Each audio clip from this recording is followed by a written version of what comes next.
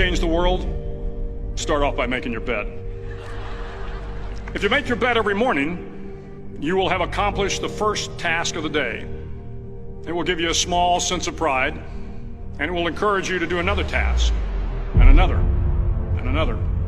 And by the end of the day, that one task completed will have turned into many tasks completed. Making your bed will also reinforce the fact that the little things in life matter. If you can't do the little things right, you'll never be able to do the big things right. And if by chance you have a miserable day, you will come home to a bed that is made, that you made. And a made bed gives you encouragement that tomorrow will be better. To pass SEAL training, there are a series of long swims that must be completed. One is the night swim. Before the swim, the instructors joyfully brief the students on all the species of sharks that inhabit the waters off San Clemente. They assure you, however, that no student has ever been eaten by a shark, at least not that they can remember.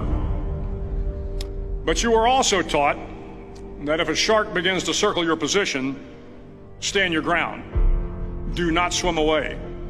Do not act afraid. And if the shark, hungry for a midnight snack, darts towards you, then summons up all your strength and punch him in the snout, and he will turn and swim away. There are a lot of sharks in the world. If you hope to complete the swim, you will have to deal with them. So if you want to change the world, don't back down from the sharks. Over a few weeks of difficult training, my SEAL class, which started with 150 men, was down to just 42. There were now 6 boat crews of 7 men each. I was in the boat with the tall guys, but the best boat crew we had was made up of the little guys, the Munchkin crew, we called them. No one was over 5'5". The Munchkin boat crew had 1 American Indian, 1 African American, 1 Polish American, 1 Greek American, 1 Italian American, and 2 tough kids from the Midwest. They out-paddled, outran, and outswam all the other boat crews. The big men in the other boat crews would always make good-natured fun of the tiny little flippers the Munchkins put on their tiny little feet prior to every swim. But somehow these little guys from every corner of the nation and the world always had the last laugh, swimming faster than everyone and reaching the shore long before the rest of us. SEAL training was a great equalizer. Nothing mattered but your will to succeed, not your color, not your ethnic background, not your education, not your social status. If you want to change the world, measure a person by the size of their heart, not by the size of their flippers. The 9th week of training is referred to as Hell Week.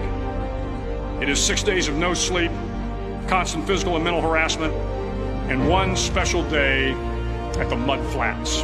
The Mud Flats are an area between San Diego and Tijuana where the water runs off and creates the Tijuana Sloughs, a swampy patch of terrain where the mud will engulf you. It is on Wednesday of Hell Week that you paddle down to the Mud Flats and spend the next 15 hours trying to survive the freezing cold, the howling wind, and the incessant pressure to quit from the instructors.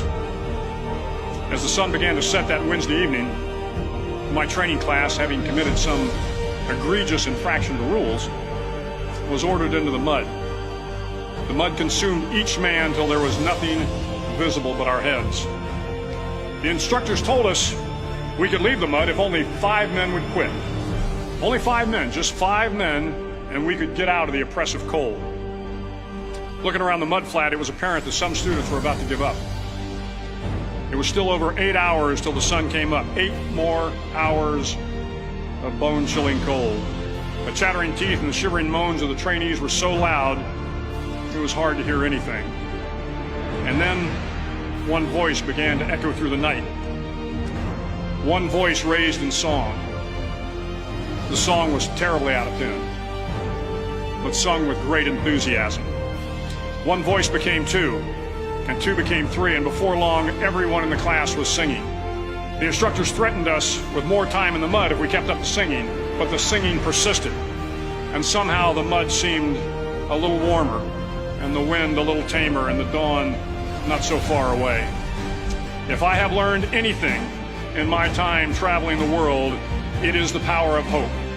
The power of one person, a Washington, a Lincoln, King, Mandela, and even a young girl from Pakistan, Malala. One person can change the world by giving people hope. So if you want to change the world, start each day with a task completed.